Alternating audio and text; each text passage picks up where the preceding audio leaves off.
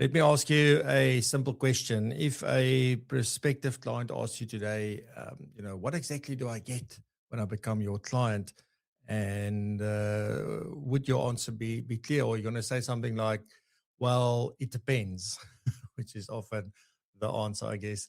But many financial planning firms operate like this, as I just said, and clients receive different levels of service.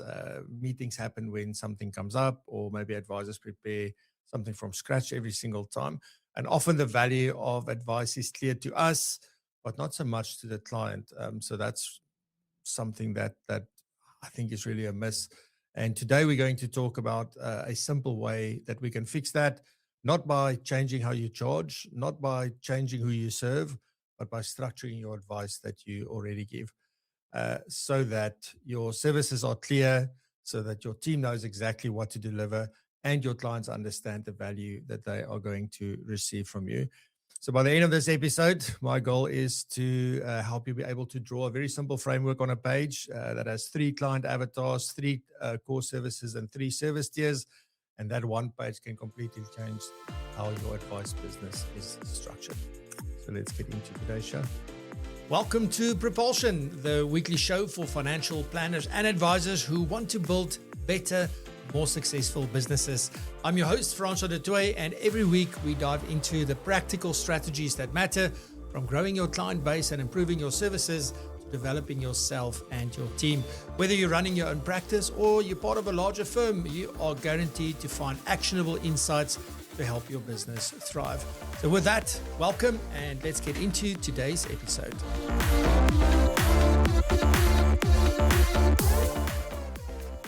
So we obviously know a lot, and the question is always for me, are we doing enough? It's amazing how we choose this as our theme for the year, and then we have several conversations that just randomly happen as I go about my travels and things, and things keep coming up. And you find that a lot of people are at a place where, we know this, we've heard this, but that doesn't help anything to change, right? And we're still sort of doing things exactly the same that we've always done. We're always under the same pressure and the same frustrations. And, we feel that there's so many things vying for our times and all that, the answer is not in, you don't need to learn something new. You don't need to find the silver bullet.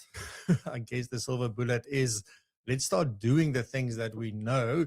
And hence that's our whole theme for this year. And, it's something that is resonating with quite a number of people. And then as we started off this year, I had my first 2 guests both mentioned something that triggered something with me, because specifically around segmentation. Actually, Wouter was the first one to say something about segmentation that struck a chord with me. And then Mark last week as well. Mark was also mentioning about what they've done without us even talking about that. And there was these 2 comments and things, and I was thinking about that quite a lot, because we tend to talk a lot about segmentation and what that looks like and what are all the aspects that you need to consider. But Wouter specifically last week mentioned or the week before in our first episode. So if you missed that, you've got to go watch that. But he mentioned that they found that segmentation just didn't work, right? And they had to start doing some other things. So I started thinking about, and then when Mark mentioned that they took life stages and they built specific propositions around those life stages, I just thought to myself, like, that's no-brainer. That's a no-brainer. That's what we should be doing. And then I started asking myself, well, in most cases, are we not missing something? Is segmentation not the first step, and then there's some other steps after that, or is it a case that you shouldn't be doing segmentation, you should just be doing these other things? And I think the answer lies in both. There's a combination of things here that one could do, and the other thing is that I think what I'm about to share with you will probably be different for most of you, depending on where you find yourself in your journey, whether you're new or whether you're established, whether you already have a book of clients or whether you're still building a book of clients. So those things all will have an impact, right? So I am going to share some ideas first, so some more knowing, but then I'll share some ideas of what you could be doing. And I really want to encourage you, like if you've gone through this journey and you have productized your services, because we've been talking actually about productizing for a number of years. Some people have spoken about that. And at the very least, the things that I've been talking about was about how what are the outcomes that we deliver for clients. You would have heard me say a number of times, like go to anybody's website, go to your own website and go see what do you provide, and you'll see a list of services. You will see estate planning and risk planning and investment planning and retirement planning and tax planning and all that kind of stuff. But nobody's website really shows what are the outcomes that we create. So the clients are not buying the services and the products, they are buying outcomes, and that's what they are looking for. But yet we've not been great at packaging these things in the past. And I was just thinking, if I have a need for something, I usually go look, if I have a problem that I want to solve, I typically go look for a service or a product that can help me with that. And I would typically go for the product that seems to be best aligned to me and my need and my problem. So that for me is just in our daily lives. That's sort of how we go about that. So that's sort of what I want to talk about a little bit today. And I really want to encourage you, if you've got any comments or anything to share while I'm talking, please do that. I'll put my comments on here so that I can see them. But please share, do not hold back. And if you've got any questions, please ask that to me. So what does it mean when I talk about productizing advice? What does that really mean? I think a lot of people are really afraid of, if I productize, then it becomes just like I almost want to say a commodity kind of thing where, it's just now the product and we remove all the relationship elements and the personalization and that personal touch and things. And in my mind, not, but that's sort of something that always comes up. And then also, will I be treating my client now like a number? Because now they're linked to a product. Because what we are doing typically is we really, like in many cases, customizing each and every client's own journey. And I don't know why it feels like that is the thing to do. But that's another thing. And then the last thing is that it's simply, for me, if I think about productizing, it means that I am clearly defining the services that a particular type of client is going to get. And in fact, a product that they can choose, because one of the challenges with segmentation is that we typically segment on the basis of maybe, income from that client, assets under management, the importance of that client, the influence that they may have. There's many things that we say, well, this is now an A client. And when it's an A client and I earn this much money from them, we're trying to give them everything. But that client might not want everything. And that's always been the disconnect for me, is to say, oh, but the one thing that I don't get is, if I don't want this A service, I'm pretty happy with a B or C service, however that's defined. Why can't I choose? And obviously there's a bit of a conflict there, because the advisor wouldn't want them to go to the C service, because that might mean that they're going to pay less, right? Or at the very least, I think the client would expect that if they don't have a need for the A service, they're happy with the C service, that they want to pay less, because maybe that's what they want to do. But that's not in the business's best interest. So, which I think brings this tension between the two, which makes it really, really hard. So one of the things that is probably something that we say most of the time would be something like, we offer comprehensive financial planning or holistic financial planning.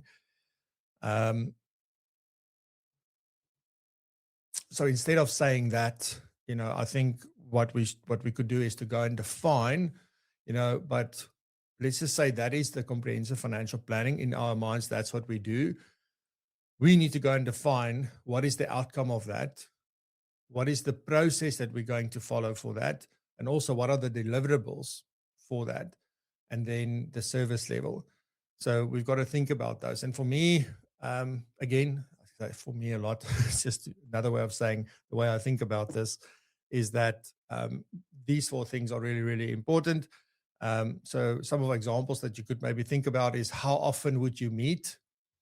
What planning work is included, what's not included, what clients can expect during the year, and also how communication works. And this is probably the biggest impact. Yesterday, I was running a session with the Capstone group, with the Capstone, I don't know what we call them, but people now doing their Capstone course through the FBI to obtain their CFP certification.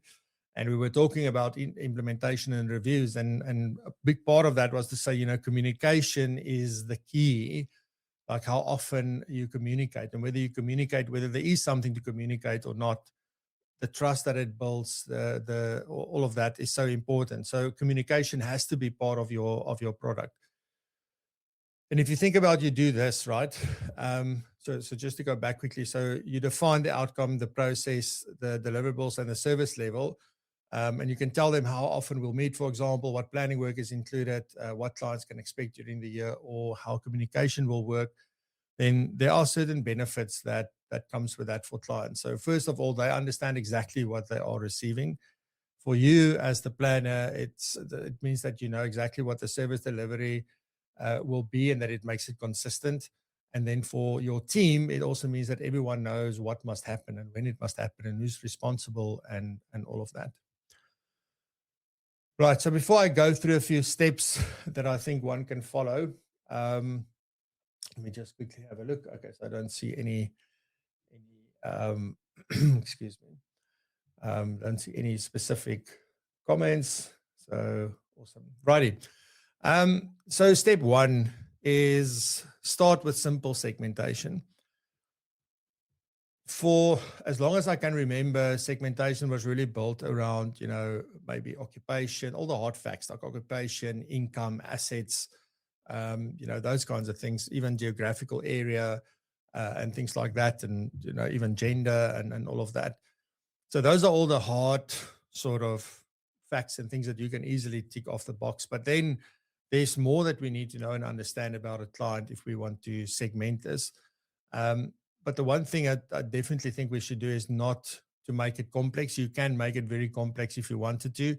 I think there's 3 simple questions that we can ask that will help us understand our existing client base. Because segmentation is very much for your existing client base. It's to understand the dynamics within your existing client base. So it's very hard, I think, to segment if you don't have any clients yet. But there are 3 sort of questions to ask about segmentation. You can go, how complex is this client's situation? So for every client, if you've got a list of your clients and you've got a column, one column for complexity, another one for how engaged is the client with advice, right? So are they DIYer and they just sort of, picking your brain, or are they fully invested in the process? Do they engage? Are they as talking as much as they should? All of that. And then the last one is, how valuable is the relationship to the firm? And again, that's a subjective thing, right? Because you can measure it in income, you can measure it in influence, you can measure it in maybe they send you referrals, etc. But there's many different ways to look at that. Even look at future potential, for example. But if you ask those 3 questions about each and every single client that you've got at the moment, those are very simple ones, right? So how complex, you can use a score. You can go like a 1, a 3, or a 5, for example, or just 1, 2, 5. So you can choose how engaged are. You can use exactly the same. But then there's sort of 4 simple groups that you can form off the back of that. So group 1 could be your ideal client. Just from your existing, these are the clients you love working with, right? So they are a good fit for the firm. They value your advice. That's always the thing I've said. The very last thing you look at is, do they see your value? So that's really important. But do they value advice? Do they follow your recommendations? In other words, can they make decisions? And if they do they stick to those decisions? And is it lucky to work with them? Is it an enjoyable relationship? Is it something that gives you energy or something that drains you energy? So those are, like, when it's an ideal client, it means exactly those 4 things: good fit, value, they value your advice, follow your recommendations, and it's an enjoyable relationship. Group 2, based on however you scored them, could then be your growth clients, for example. So they still may be early in the journey. They've got strong long-term potential, and they may grow into ideal clients because it's already nice to work with them, but maybe they're not as valuable yet from an income perspective, but they've got this great potential. So that would be great. Group 2. Group 3 is your maintenance clients. So that would be, they've got very simple financial needs. They require limited planning, and they are stable, but they're not complex, right? So they don't take a lot of time and a lot of energy from you and the team, because also you need to think about this from a business perspective, not only from your perspective, also think about this from your team needs to deal with these people. So that group 4 is then the poor fit, right? So they require like a lot of time, and they always have a story, and they really resist your advice. They don't really want to look at that, or they never follow it. They want to have hours long of conversation, and every time there's something that needs to be done to their portfolio and things needs to be updated, but the expectations that they have do not align with what it is that you want to offer. So group 4 is probably then the people you need to start getting rid of. But I think the way that you can do this very easily is to just export your list of clients from your CRM, or if you've got it in Excel, just take that, just have those columns to rate each of them, and then just do that, and then sort of look up the scores, and you can decide, somebody that scores a 4 or a 5 overall. Let's just say across all 3 of them. So what's that total of 15? So somebody that maybe scores 12 to 15, they're an ideal client, and people who score 9 to an 11 is maybe then your growth clients, etc. But you can have a look at that, and it's very, very simple to do that. So just don't overthink it. Something that you can do, just by the way, so if you because what we do is we see a name, and then we feel obligated to, it influences what you really think or feel. So unfortunately, to answer some of those questions, you've got to know which client you're talking about. But you can also do an exercise where you anonymize the information, and you maybe just look at the information that you have about that client, and sort of try and see whether you can make a different decision. But that for me is the next level. So I don't think you need to worry about that for the minute. What's the purpose of segmentation? Segmentation, I think, helps us to decide how we're going to serve our clients, right? Because if you have your group 1, who's your ideal clients, they're a great fit, they value your advice, they follow the recommendations, they're enjoyable relationships, it gives you energy, you're going to give them good service, because this is a service level thing, right? We haven't yet said what are we offering them. And again, you look at these different groups of people. If you let's just say you have 3 main types of clients in your business, you might have many more, but let's just say overall you have a big group of business owners and a group of young professionals and a group of retirees in your business. Within each one of those groups, you're going to have that there are ideal clients, there's growth clients, there's maintenance clients, etc. So it helps you understand in that group, how each of them should be serviced, but it still doesn't define what services they should get. Because an ideal client you want to look after so well, but it doesn't mean that they require every single service that you offer. So I hope that I'm getting that across. So talking about that, let's talk a little bit about where client avatars then fit in, because what I'm really talking about when I say business owners, retirees, young professionals, young families, whatever group of people you want to niche into, that's a client avatar, right? And it's very different from segmentation. So again, segmentation is to understand within that client avatar, which are actually your ideal clients within that.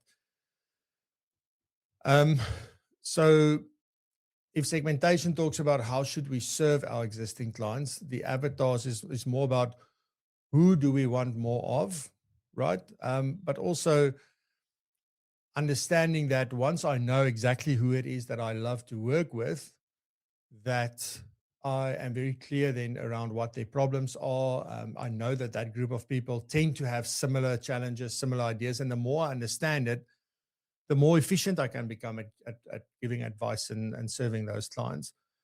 So I think some common call them avatars, if you will, or groups of clients in South Africa that a lot of financial planning firms would look at is young professionals, business owners, as I said, corporate executives, definitely one, retirees, and that's just pre-retirement, like 5 years or 10 years before, and then people going into and in retirement. Medical specialists, you get that a lot as well. Widows, I've definitely seen that as well, where people are saying, well, we want to help people who have been widowed, and help them. So you can really have any kind of niche. So you can also see in there some life transition stuff. There is some, some specific professions that you can look at. But it depends on who you resonate with and what group of clients you understand the best and which ones you feel drawn to. And again, you won't just have one of these. You could absolutely just say, we only work with medical professionals. You can absolutely do that. But typically in most businesses, particularly if you've been going for a while and you're now looking at this, you will be able to go like, oh, I've got a group of young professionals. I've got a group of business owners. I've got a group of this and a group of that. And the question then becomes is like, which one of those or which of those groups do you really enjoy working with most and which excites you most? I mean, I can already see if I was a financial planner, I should have been helping people in tech. That's very, very clear. I have a big passion for that. I understand a lot of it. But yeah, I mean, just last night I was at a dinner and I landed up next to a German guy. And he happened to be a consultant in tech in Hamburg, and we were having this amazing conversation. I got so excited I forgot my wife was there with me. So it's that kind of stuff. So we are drawn to certain types of people and certain types of conversations, and to solve certain types of problems, and we all know what those are. So avatars, or these groups of clients, they represent just the types of clients that your business is built to serve best. You enjoy it, your team enjoy it, and the clients obviously enjoy it as well. And if we've got these clients defined quite clearly for ourselves, and even if you have many others, right? Because at the end of the day, this is really powerful when you want to do your marketing. It makes your marketing so much easier because I can create content that speaks to the retirees, or I make content that speaks. I mean, Money and Medicine is amazing at doing content just for medical professionals. And people notice that. So you can then be very specific, but you can have content for retirees, you can have content for medical professionals and for business owners. So you can do all three of them, but the messaging is different. The way you talk about the problems are different, but it makes that so much easier. And also your referrals improve. If you are known as the person or the business that looks after young professionals or business owners or whatever, people will be very easy. Oh, you got to go there. Because whenever I'm trying to solve a problem, I'm looking for somebody that understands me. And by saying that, we serve business owners and these are the products that we have for business owners. I'm not talking about life cover and that kind of stuff. I'm talking about your own products. But that's what I want. That's built for me. And therefore, I would rather go there than go to somebody who's got a list of things that say, well, we do risk planning and so on and so forth. Also, the more that you are clear around these different avatars that you have and that you really want to double down on, then your own expertise in terms of those groups of people are going to deepen as well. So there's many benefits off the back of doing something like that. Right. So I'm going to try my best and explain just a simple framework for you. So hopefully you can visualize it mentally. But just sort of, if you can choose or design like 3 avatars and have 3 services and 3 tiers, then that's sort of a good idea for you to start off with. So if you had a piece of paper, you can get one. And on that piece of paper, you can just start drawing on there just to sort of try and visually see what this could look like.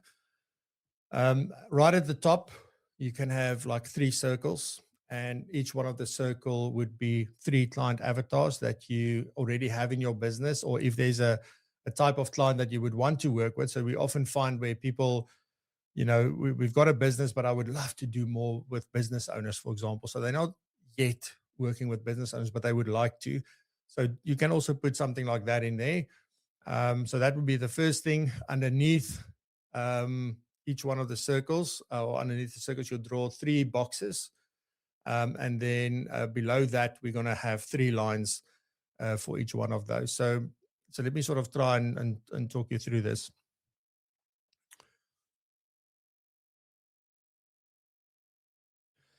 So let's just say that your circles, so your avatars, so the one is young professionals, the other one is business owners, and the other one is retirees.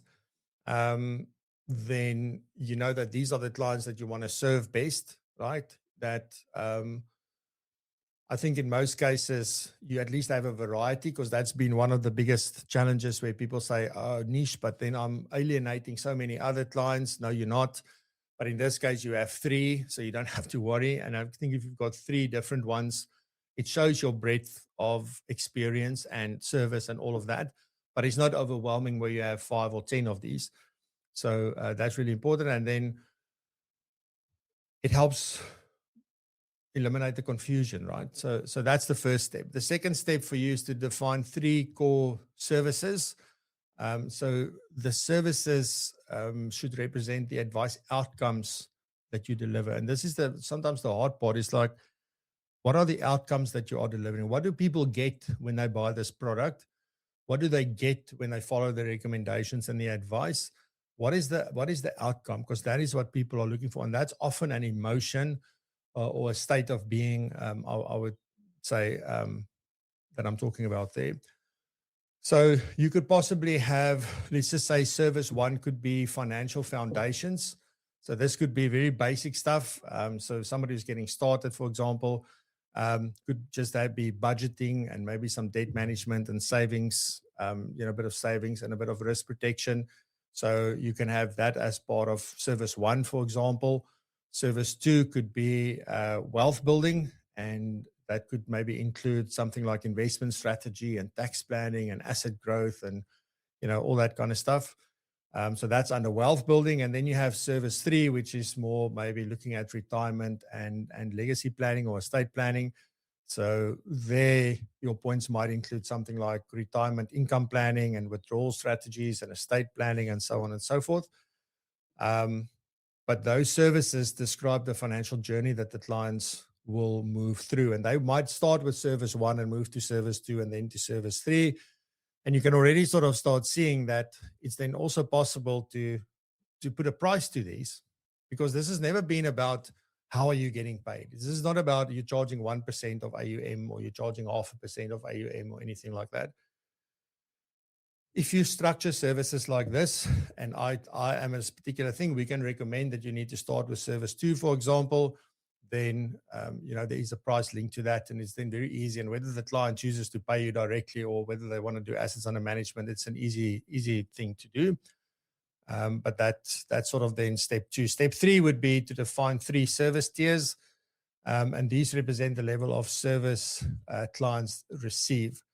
So again, this is now, so the services are what will we do and what are the outcomes that it creates. But now it's like, what level of service are you getting? And this is like tier 1 could be essential. Think about things like, we'll have an annual planning meeting, we'll have a core financial plan and some digital communication. That's what you get for tier 1. On tier 2, maybe more of a strategic kind of service because of the type of client or the product that they are in. So then maybe it's 2 meetings a year, deeper planning work, proactive reviews, and things like that. And then you could also have like a comprehensive tier that gives you ongoing access, to somebody in the team, regular planning engagement, coordination with accountants and attorneys, and anything else, right? But once we design this, it can fit one particular avatar, and they choose one tier that they would want to be on. So it's just to understand, what are the things that we'll do, what are the outcomes we're going to create, and it must be aligned to what the needs and problems are of that client type, that client avatar, and then like how often are we going to see the client, how are we going to communicate with them, what are we going to do for them, what access do they have, those kinds of things. And then you put that all together in order to sort of then provide a specific product to a client. So I just want to take a sip of water quickly and see what the comments say.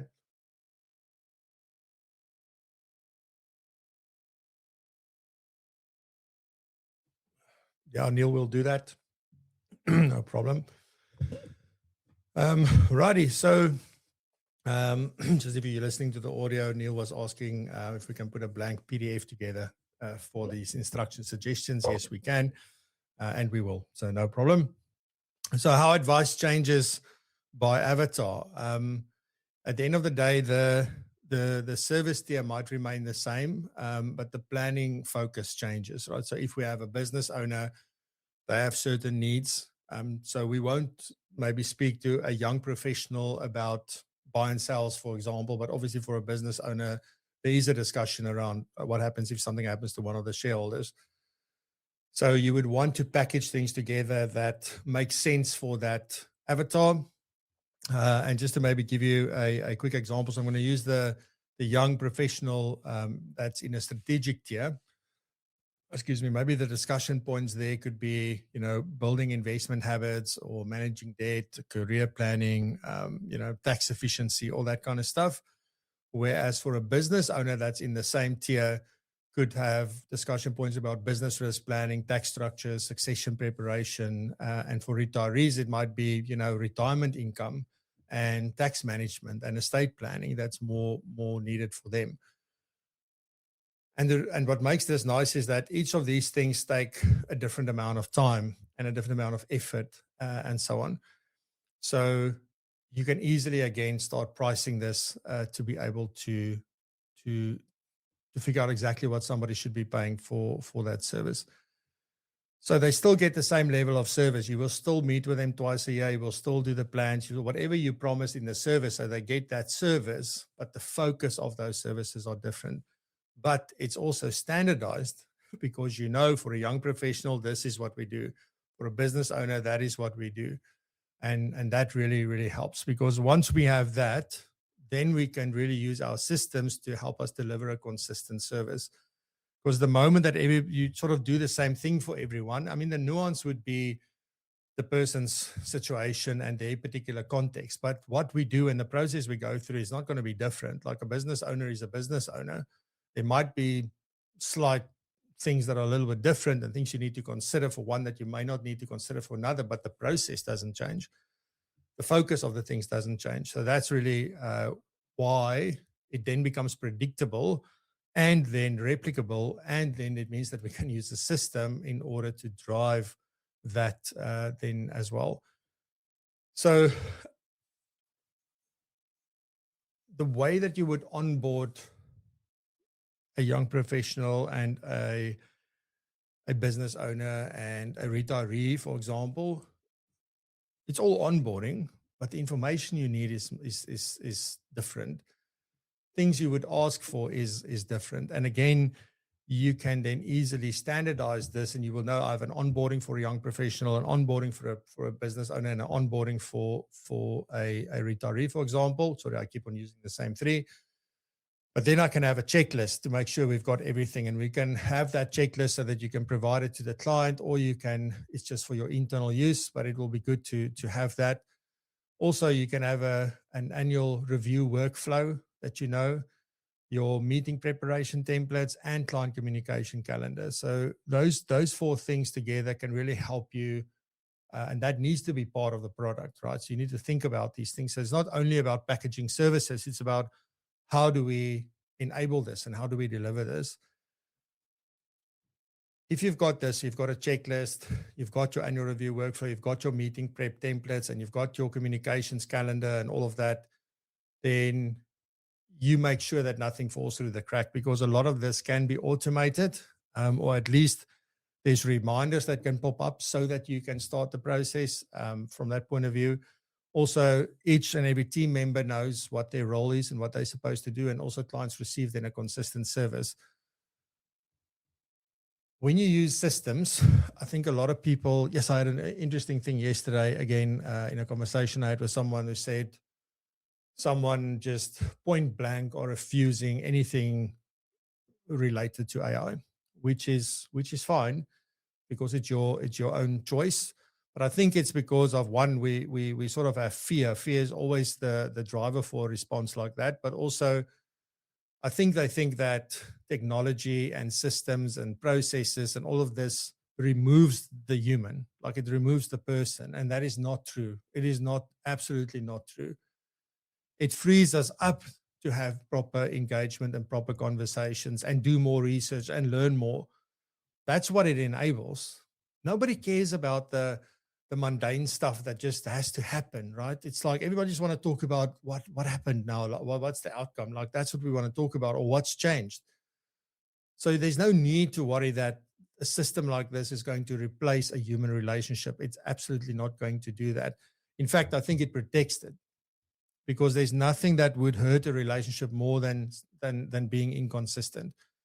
So if you can be consistent, you don't miss a thing, then it makes it so much easier to keep building trust and to keep that relationship going. It also then allows you as the planner to focus on judgment. Is this right? Is this not right? Is this appropriate? Is this not appropriate? On empathy. Empathy takes a lot of energy in my experience. So we need time to recover from client engagements, but we also need time with clients during our engagements. So empathy you can focus on. Also coaching, Ignar was mentioning a bit about that, and also to provide guidance. So those are the 4 things where you add the most value. We must help clients make decisions, make good decisions, stick to the plan, navigate their life and all of that. So that's really, really crucial. So how do we go from knowing this to doing this, right? So hopefully I've given you some ideas, and we will make available a PDF, which we will link to the video later on, as soon as we've then put this into a PDF. But I think you mostly understand a lot of this that I've spoken about. But if you can implement this, the moment you start implementing, you're going to say, oh, what Frans was saying, what I experienced are 2 very different things. Because it's only once you start that you actually see what this looks like in practice. Even on our side with our business, when we try and productize things, like you think it's going to work in one way, and then you realize people are not really interested in that part. They're really interested in something else. So expect that you're not going to get it right the first time, and that there will be iterations on an ongoing basis. There's 3 actions, I guess, that you can take this month. So in the next 30 days or so, define your 3 core client avatars. Make sure that you know who they are. Segment your existing clients into those 4 simple groups that I mentioned earlier, and then write down the 3 services that your firm provides, and do not be vague. Be very, very specific as much as you can. Write them out, right? You can draw pictures and things to make it easy, but you've got to write it out and make sure that you've got that. And then when that is all done, you will see that a lot of things are going to become clearer. It's going to be easier to explain your advice. Your service becomes easier to deliver, and your business becomes easier to grow. And in fact, you'll become much more scalable from that point as well. So if you really want to do that, it doesn't have to be complicated. I think the biggest thing is just to go and look at your client base. Where are the needs? Who are they? What service levels are we going to give them? And just start to form a picture and see how can I package things so it makes sense to that specific client. So with that, I hope that gives you some ideas to think about. And it is something that's really important. So one other thing I just want to mention maybe before I end off is I've had this conversation with a few people before, because they're sort of stuck in this position where, I should employ somebody, but I can't employ somebody, and I'm afraid to take the chance and all of that, because the revenue at such a point where you can't really afford, you're fine, but you can't really afford to suddenly pay somebody 20 or 25,000 Rand a month to come into your business, because that's going to come out of your income, and you can't really do that. So you're sort of stuck in between a rock and a hard place. And often, I believe it comes down to you're not charging correctly. And then people are not willing to up their fees because, and be it whether you go from 0.5 to 0.75 or to 1% or whatever it is, right? because you feel like, because you can't just raise your prices. You've got to do something different because you've already sold what you do now at the current price. So by doing this also offers you the opportunity to then reprice and to sort of say, well, this is now what we're going to do. This is where we align to. And it's going to be a process, right? One of the things I did not speak about is how do you now do this with clients, but we'll do that in a separate episode. But to take this to the market now is a very different thing, because you've got to start probably with somebody who's very loving to you and very trusting of you, and that you can have these conversations with. A lot of people will move and some will have a problem.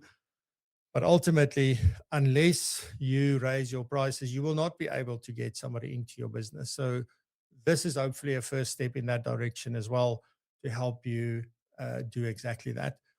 So that's my story for today. All right. Thank you very much. That was episode 3. And it was quite a long one. I haven't spoken that much in a while, but at least we end on time. I really appreciate you being here. Thank you very much. Please remember the Practice Management Conference. We've got some amazing things. You can see the agenda on the website, and we look forward to seeing you there. And on that note, thank you very much for joining me. I hope you have a wonderful weekend. And until next time, stay safe, be blessed and prosper, and stay curious and raise the bar. Love you lots. Bye. Thanks for joining us on Propulsion. If you found value in today's episode, then there's plenty more where this came from. You can find all our previous episodes right here on the podcast, as well as on our YouTube channel. And talking about the YouTube channel, we go live every single Friday at 8 a.m. until 9 a.m. and we host many different guests, and we also talk about very interesting topics. And on the live show, there's also some incredible segments hosted by some of the most well-known and influential financial planning professionals. So you are most welcome to join us every single Friday. Put it in your diary and we will see you there. And on that note, also please do check out propulsion.co.za/community for all of the goodness, and learn more about how you can become part of our amazing community and how that would benefit you, your business, and your career. So on that note, stay curious and keep raising the bar.